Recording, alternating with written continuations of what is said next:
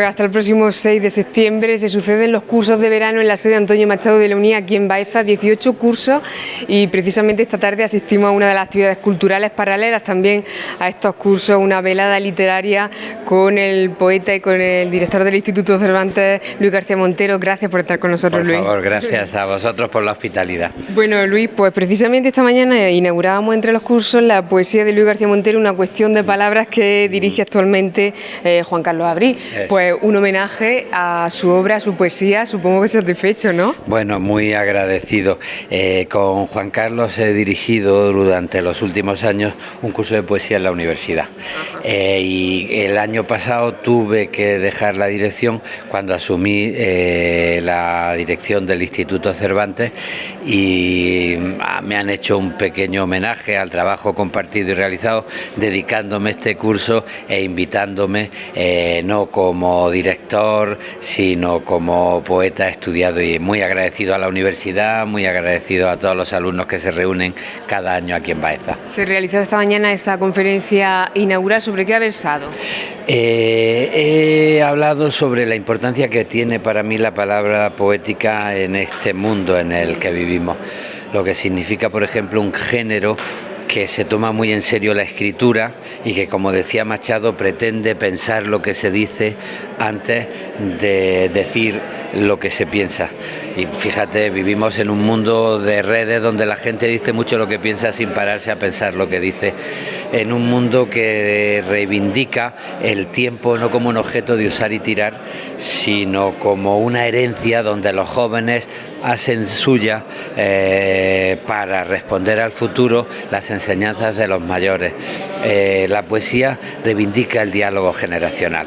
Le gustan poco los viejos cascarrabias que creen que los jóvenes son tontos, y le gustan poco los jóvenes adánicos que piensan que se lo van a inventar todo y que no tienen nada que aprender de Homero o de Rosalía de Castro. La poesía es un género que intenta dialogar entre lo privado y lo público, respetando la dignidad humana. En un momento donde hay tanta interferencia entre lo privado y lo público, que a veces desenfoca la realidad hacia el insulto, hacia la agresividad, hacia la pérdida del pudor, ¿no? Bueno, pues he querido hacer una relación de la palabra poética como respuesta a algunos de los vicios que tenemos todos en esta sociedad contemporánea. Citaba a Antonio Machado, tan vinculado con el municipio Imagínate. de Baeza. Habla siempre, Luis, de ese escepticismo que él tenía, ¿no? Sí, porque era un escepticismo con valores, que es lo que me gusta a mí. Machado aprendió a sospechar de muchas cosas. Juan de Merena empieza diciendo: la verdad es la verdad, la diga Agamenón o su porquero. El rey Agamenón está de acuerdo, el porquero dice: pues no me convence, porque muchas veces en nombre de la verdad se legitiman situaciones de poder donde hay víctimas. Por eso era escéptico, porque le gustaba sospechar sobre lo que parecía evidente, pero su escepticismo tenía valores. No desembocó nunca en el relativismo, en el decir nada tiene arreglo, en el cerrar los ojos y decir soy indiferente, en renunciar a las ilusiones colectivas, tú a lo tuyo y a lo mío. Él aprendió a sospechar de lo que parecía evidente, pero siempre comprometido con unos valores cívicos, y creo que ese es el ejemplo que debemos tener hoy. Hoy, que sospechamos de tantas cosas con razón, que hemos aprendido a dudar de cosas que más que verdad pues eran ideologías machistas o colonialistas o de poder, y que hacemos bien en sospechar, pero que esa sospecha nos sirva para renunciar y utilizar el pesimismo como excusa y decir todo nos da igual. Debemos seguir creyendo en los valores de la democracia, en los valores de los derechos humanos, y por eso me gusta Machado, porque era un escéptico con valores y con creencias. Y entre esos valores, palabras de las que dice que bueno que están en desuso, como es la bondad. ¿Qué pasa hoy en día con eso, Luis? Bueno, ya a principios de siglo, en el año 7, en su retrato, Machado dice: soy, en el buen sentido de la palabra, bueno, porque como alumno de la Institución Libre de Enseñanza quería defender la bondad, era la lección de Giner de los Ríos, y la educación como un esfuerzo para prepararse para ser bueno. Y ya entonces alguien que iba de bueno parecía tonto. Imagínate ahora que hemos fabricado incluso la palabra buenismo para identificar la bondad con la ingenuidad, con la estupidez, con la tontería, ¿no? Pues yo creo que merece la pena reivindicar la bondad como merece la pena reivindicar palabras que están muy en el cubo de la basura. Machado también le decía a sus alumnos: desconfiad de quien nos diga que nos metáis en política, porque eso es que quiere hacer la política sin vosotros y casi siempre contra vosotros. Tenemos muchos motivos para criticar la actividad política de los que confunden su militancia con el sectarismo, la corrupción, los privilegios, pero vayamos a corregir los defectos, no a tirar a la política al cubo de basura, porque la política es el único recurso que tenemos los demócratas para solucionar sin violencia los conflictos, ¿no?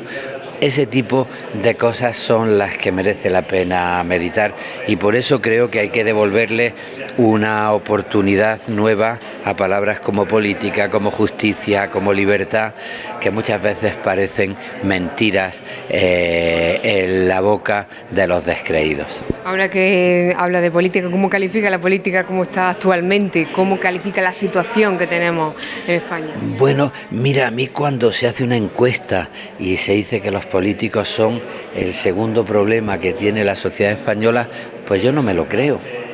Yo no me lo creo. Hay muchos problemas importantes y fíjate que a lo mejor le podemos echar en cara a los políticos que no solucionen, porque los elegimos para eso, los problemas reales. Pero a mí me parece mucho más preocupante cuando leo en las noticias que grandes bancos y grandes empresas tienen montada una policía paralela de información con el señor Villarejo para recibir noticias que les sirvan para sus negocios, ¿no? Me parece mucho más preocupante, o me parece mucho más preocupante a los empresarios que no quieren pagar impuestos. Cuando estamos las personas que tenemos un sueldo pagando impuestos muy notables, que haya ingeniería fiscal para no pagar impuestos. Y me parece mucho más preocupante que haya gente que diga España, España, España, y que después no se comprometa con su país, si tiene una fortuna media o grande, pagando los impuestos que ayudan a tener una buena sanidad, una buena educación. Gente que se habla de Cataluña y que está liquidando la sanidad pública de Cataluña o la educación de Cataluña para llevarse 250 millones de corrupción a su familia, ¿no? Eso sí me preocupa. Los políticos no son el problema, lo que sí es un problema que no tengamos la ayuda de los políticos para resolver lo que verdaderamente crea problemas en la convivencia española. A pesar de que en mayo salía su última obra literaria, yo supongo que el último año le ha copado todo pues este cargo como director del Instituto Cervantes. ¿Qué valoración hace? Porque ya se ha cumplido un año. Se ha cumplido un año. Mira, es una institución que me parece muy importante, que promueve proyectos llenos de ilusión. El español es la segunda lengua del mundo en hablantes nativos, después del chino mandarín, y la segunda lengua del mundo en comunicación después del inglés. El español nos permite hacer una diplomacia que tenga que ver con una memoria colectiva y con una fuerza que nos dé una posición en la globalización, ¿no? Porque son 23 academias de la lengua de 23 países donde el español es nuestra identidad, y eso pues da muchas posibilidades para la diplomacia cultural, para la diplomacia en general, para la cultura en española, y es una ilusión pues poder dirigir 86 centros ahora repartidos por 45 países en el mundo y poder albergar autores colombianos, mexicanos, argentinos, o poder defender el español y al mismo tiempo las otras lenguas del Estado, el catalán, el gallego, el vasco. Todo eso tiene verdadera importancia y a mí me ilusiona. Y me comprometo a dos cosas. Primero, intentar explicarle a la sociedad que no tiene mucho sentido que este país, que tiene como fuerza verdadera un idioma y una cultura como el español, pues dedique unos presupuestos muy precarios. Si nos comparamos con Francia o con Italia o con Alemania o con Inglaterra, da un poquito de vergüenza lo que invertimos los españoles en la defensa y en la cultura española, ¿no? Y al mismo tiempo me comprometo en pedirle a mi gente, a la familia de Cervantes, que la precariedad en las plantillas, en los sueldos, en las inversiones, en los recortes, pues no sea la excusa que nos ayude a tirar la toalla y a no comprometernos con una labor tan importante como la nuestra. Hablaba de esos más de 80 centros, entre sus retos en Washington. ¿Cómo está este asunto? Vamos primero en cuanto tengamos presupuestos, en cuanto dispongamos de nuevos presupuestos, porque llevamos 2 años sin presupuestos, vamos a abrir en Los Ángeles, porque California es un estado con mucha importancia en la cultura hispánica, porque es un estado que se negó a la política de Donald Trump de decir solo inglés, porque creen en el bilingüismo y en las identidades abiertas y porque están defendiendo el español. Y porque además California y Los Ángeles son puntos de referencia en el arte, en el cine, en la tecnología, y como hay quien quiere convertir al español despreciativamente en una lengua de pobres, pues nos importa hacernos fuertes en Los Ángeles. Esa es la prioridad. A mí no me molesta que nos digan que el español es una lengua de pobres, porque hay mucho pobre decente y porque cada vez que insultan a un hispano a mí me afecta, y yo me solidarizo con esos mexicanos que son ¿cómo se dice?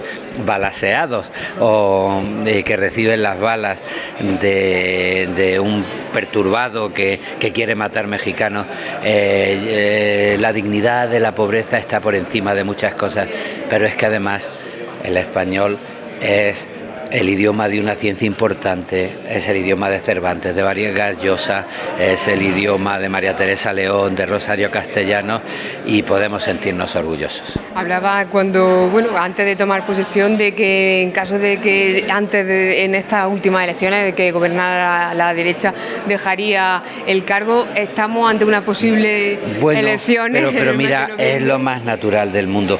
Yo creo que el Instituto Cervantes es una institución de Estado. No debe responder a las políticas de gobierno. Y yo estoy cómodo porque me han dejado crear un equipo de profesionales, porque no me han intentado colocar amigos en los centros, y yo por la experiencia sé que eso solo es posible cuando hay respeto a los espacios públicos. Cuando no hay respeto a los espacios públicos, pues Televisión Española o el Instituto Cervantes, más que instituciones de Estado, acaban siendo instituciones de gobierno. Y claro, por ahí uno no puede entrar. Yo creo que en el Instituto Cervantes, para ser honrados, hay que profesionalizar. El equipo que yo he formado es equipo de profesionales. Las convocatorias que se hacen ahora me han permitido que sean convocatorias internas, para que los que acceden a direcciones, a cargos, sean los profesionales de Cervantes, no sea el amigo sobrante de un partido político al que hay que colocar. Yo creo que la profesionalización es muy importante, pero sí me parece que dentro de esa profesionalización el director tiene que ser alguien que comparta valores y que tenga las mismas ideas sobre lo que es España, sobre lo que es la democracia, sobre lo que es la cultura. A mí me llena de orgullo que en los centros del mundo del Instituto Cervantes pues se defienda la diversidad, la singularidad, la igualdad, se tomen en serio pues las políticas de igualdad del hombre y la mujer de género, o el respeto a los homosexuales, y nos sintamos orgullosos de haber sido el país uno de los primeros que aprobó el matrimonio homosexual. Nos sintamos orgullosos de tener una sanidad pública importante. Si va a haber una política que siga degradando la sanidad pública, que ponga en duda las políticas de igualdad, las políticas contra el maltrato sexista, que ponga en duda las políticas sobre la sanidad pública, pues ahí, claro, mi proyecto del Cervantes me parece que no tiene sentido, y lo más honrado es dejar el espacio al que comparta los valores del gobierno al que hayan votado los españoles.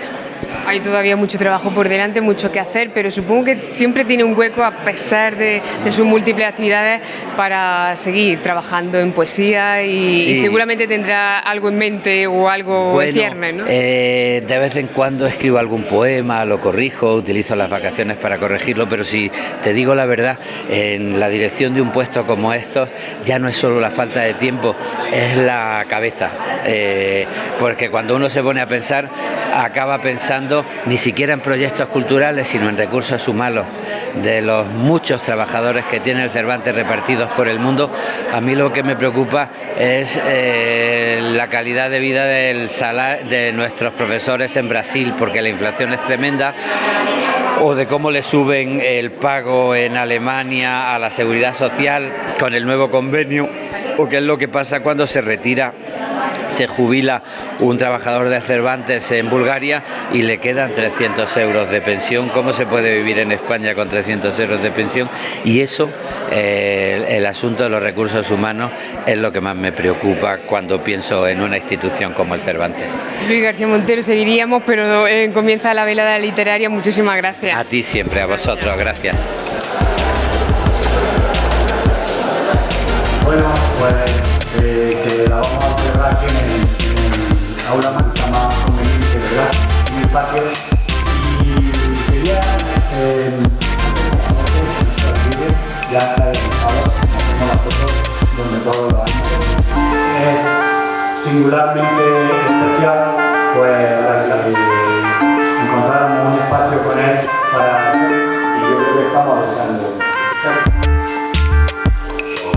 Por haber tenido la idea ya como director